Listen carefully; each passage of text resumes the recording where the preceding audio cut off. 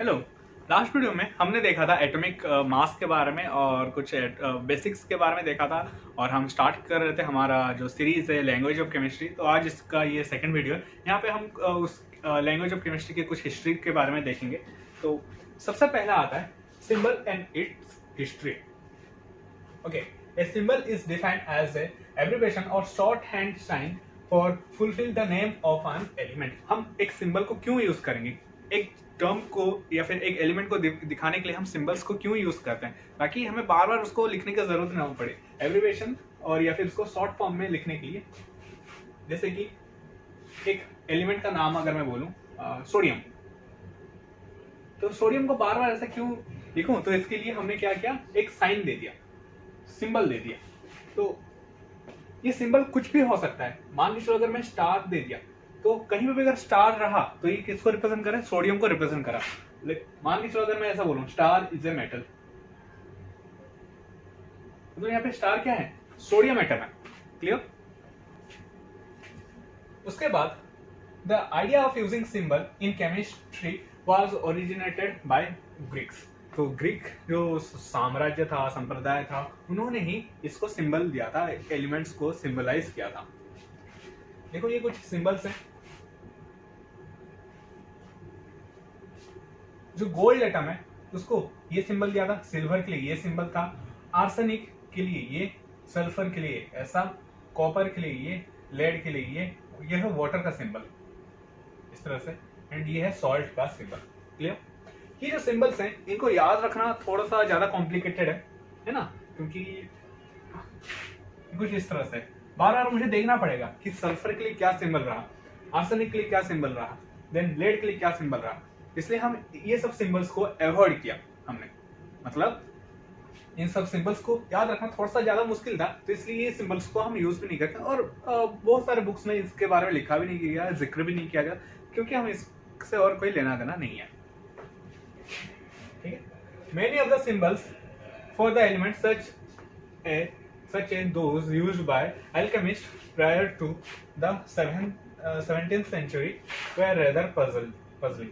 तो जो एल्केमिस्ट थे, एल्केमिस्ट का मतलब कुछ ऐसे लोग जो कि देखेंगे एक मेटल से दूसरे मेटल का कन्वर्जन कर रहे थे, ट्रांसफॉर्मेशन कर रहे थे। मान के चलो मैं यहाँ पे कोई भी अर्दन मेटल ले लिया, अर्दन मेटल मतलब जो अर्थ से मिलता हो, कोई भी सोडियम मेटल ले लिया, मान के चलो कोई भी मेटल रहा, कोई भी अर्दन मेटल रहा, उन सबको वो कहां पे कन्वर्ट करना चाहते थे, गोल्ड पे करना चाहते थे। क्या ये पॉसिबल है? कोई भी एलिमेंट लिया उसको गोल्ड में कन्वर्ट कर सकता, कभी पॉसिबल नहीं है। तो एल्केमिस्ट कुछ ऐसे लोग थे जो कि कोई भी मेटल को गोल्ड में ट्रांसफॉर्म करना चाहते थे, तो उन्होंने डिफरेंट क्या किया था, सिंबल्स यूज किया था। और ये जो सिंबल्स है ये सभी लोगों को पजल कर रहा था कि किसके लिए क्या है, किसके लिए क्या है, बार बार देखना पड़ रहा था कि एक एलिमेंट का सिंबल ये रहा, दूसरे एलिमेंट का सिंबल ये रहा। ठीक है। Alchemists who interested in the transformation of basic metals like lead into gold discover a new cure for diseases and extend life। तो कुछ ऐसे लोग है ना, फोटो देख सकते हो, ये लोग क्या करते थे, जो पुराने जमाने में जो केमिस्ट थे उनको हम क्या कह रहे थे, एल्केमिस्ट कह रहे थे, ताकि उनका मेन मोटिव क्या था, कोई भी बेस मेटल रहा वाह तो उसको कहाँ पे कन्वर्ट करना था, उनको गोल्ड में कन्वर्ट करना था। और डिजीज क्योर मतलब जितने भी मेडिसिन हो गया या फिर कुछ ऐसी चीजें हो गया, ये सब डिस्कवर कर रहे थे, वेद जिसको कहते हैं, और लाइफ को कैसे बढ़ा सकें। तो यार अभी जो केमिस्ट है वो एल्केमिस्ट नहीं है, अभी के सिर्फ केमिस्ट है, क्योंकि वो कोई भी मेटल को गोल्ड में कन्वर्ट करना नहीं चाहते, दूसरा लाइफ को एक्सटेंड करना नहीं चाहते। या हम बस एक डिजीज का क्योर ढूंढ रहे हैं। ठीक है। जितना भी मेडिसिन हैं, जितने भी बायोकेमिस्ट रह गए या फिर बायोलॉजी में जितने भी डॉक्टर्स रह गए, वो सब चीजें क्योर, डिजीज को क्योर करना चाहते हैं। चलो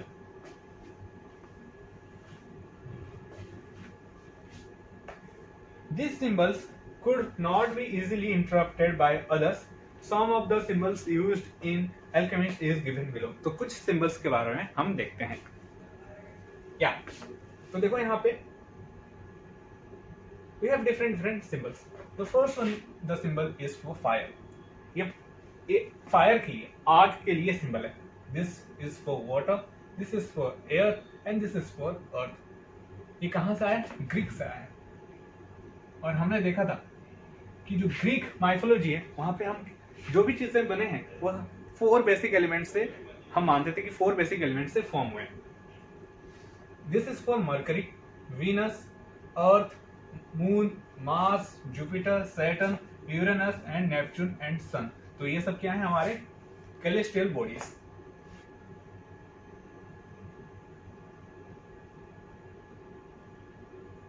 कैलेस्ट्रियल बॉडीज के ये सिंबल है.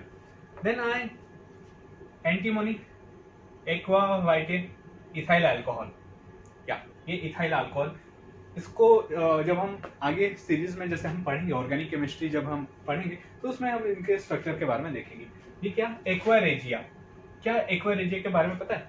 एक एसिड है, नाइट्रिक एसिड और हाइड्रोक्लोरिक एसिड 1:3 के रेशियो में मिलाते तो वहां से एक्वा रेजिया आता है.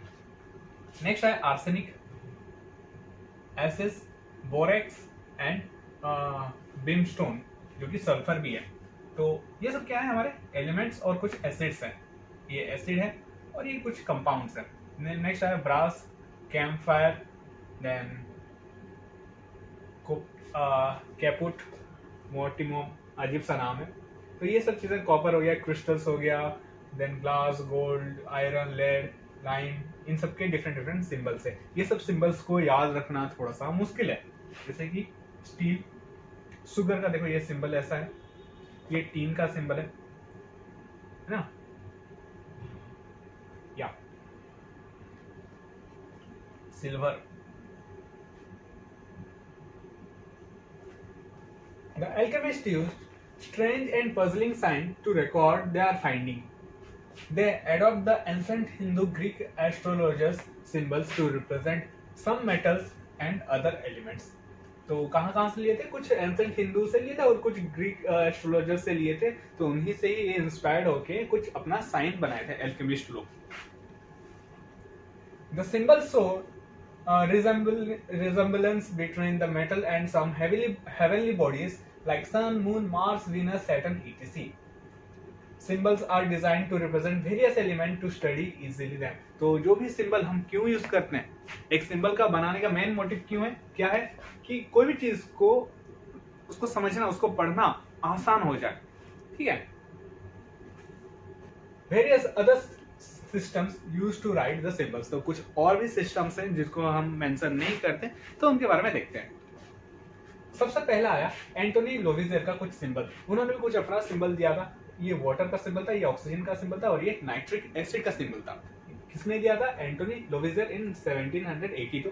ये सब चीजें याद मत रखो, बस देखो और सुनो और भूल जाओ कि क्या चल रहा है. मैं बस यहाँ पे तुम्हें एक हिस्ट्री बता रहा हूँ कि ये सिंबल्स, आज के जमाने में जो सिंबल्स है ये कैसे आए. नेक्स्ट आया क्या? J.H. हसनफ्राश एंड एडेट. तो एक लिक्विड को ऐसे सिंबलाइज किए थे, लिक्विड ऑक्साइड एंड नाइट्रोजन. ये ऑक्साइड के लिए यहाँ पे सिंबल एक ऐसा लकीर दिए थे और ये नाइट्रोजन के लिए यहाँ पे एक दिया था. गैस के लिए ऐसा, और gases oxide and gases nitrogen. तो ऑक्साइड नाइट्रोजन कुछ इस तरह से सिंबलाइज दिए. तो याद रखना थोड़ा सा कॉम्प्लिकेटेड है, तो इसको भी हम यूज नहीं करते. किसने दिया था? J.H. हसनफ्राश. उसके बाद आता है टोवेन ओलोफ बर्जमन. मेटल्स को ऐसे सिंबलाइज किया था, acids, alkali, salts, zinc, cobalt, nickel, arsenic, alcohol, platinum, water and phlogiston. पता नहीं क्या है वह फ्लोजीस्टोन, उसको ऐसे सिंबलाइज किया था. अब Dalton's 36 chemical symbols created in 1803. तो जो जॉन डाल्टन थे उन्होंने अपना सिंबल कुछ दिया था और ये सिंबल हम एनसीईआरटी बुक में भी देखते हैं. ऑक्सीजन को इस तरह से सिंबलाइज किया गया था, hydrogen, nitrogen, carbon, sulphur, phosphorus, gold, platinum, silver. Dalton के टाइम में 36 एलिमेंट के बारे में पता चला था और ये 36 वहां पे. ठीक है. जो एनसीईआरटी बुक में वहां पे इसका कुछ छोटा सा पार्ट दिया गया है, जैसे ऑक्सीजन, हाइड्रोजन, नाइट्रोजन इस तरह से लिखा गया था. ठीक है. Mercury, copper, iron, nickel, tin, lead, zinc, bismuth, antimony. Arsenic, calcium, magnesium, uranium, tungsten, then titanium, cerium, potassium, sodium. Calcium oxide, calcium का ये ऑक्साइड है. मैग्नीशियम, बेरिलियम,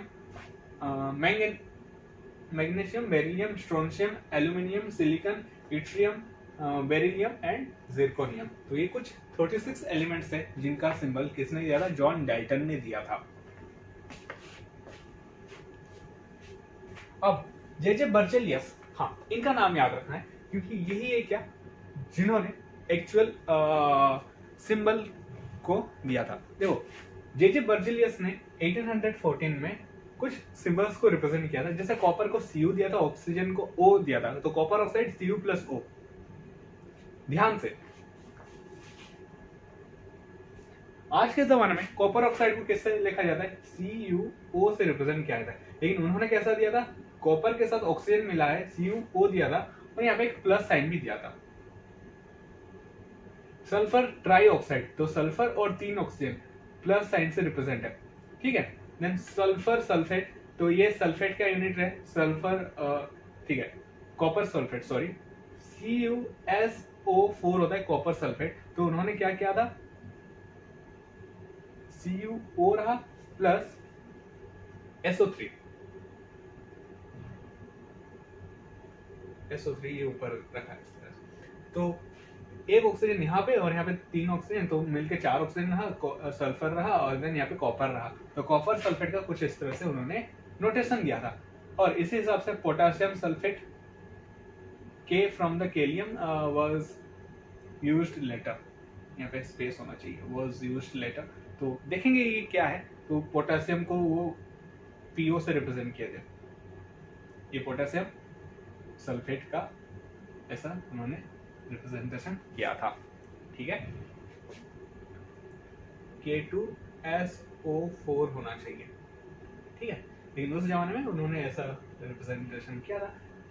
ये सबको हम यूज नहीं करते, लेकिन इन्होंने, इनका हम पढ़ क्यों रहे? क्योंकि इन्होंने जो सजेस्ट किया था, इन्होंने जो सजेस्ट किया था कि कोई भी एलिमेंट को अगर हम रिप्रेजेंट करना चाहते हैं तो उनके इंग्लिश लेटर से या फिर कुछ ऐसे उनके नाम से ही उनको हम रिप्रेजेंट करें तो हमारे लिए आसान होगा। किसने ये सजेस्ट किया था? बर्जेलियस ने सजेस्ट किया था। तो यहाँ से एक मार्क का कभी कभी एंट्रेंस का क्वेश्चन आ जाता है जो मॉडर्न नाम है, तो ये किससे इंस्पायर्ड है? किससे होगा? बर्जेलियस, जे बर्जेलियस से इंस्पायर्ड होगा, ठीक है। ठीक है, देखो अभी यहाँ पे मॉडर्न नाम आ गया। कॉपर ऑक्साइड का ये आया, सल्फर ट्राईऑक्साइड ऐसा आ गया, copper sulphate CuSO4 and potassium sulphate इस तरह से आ गया।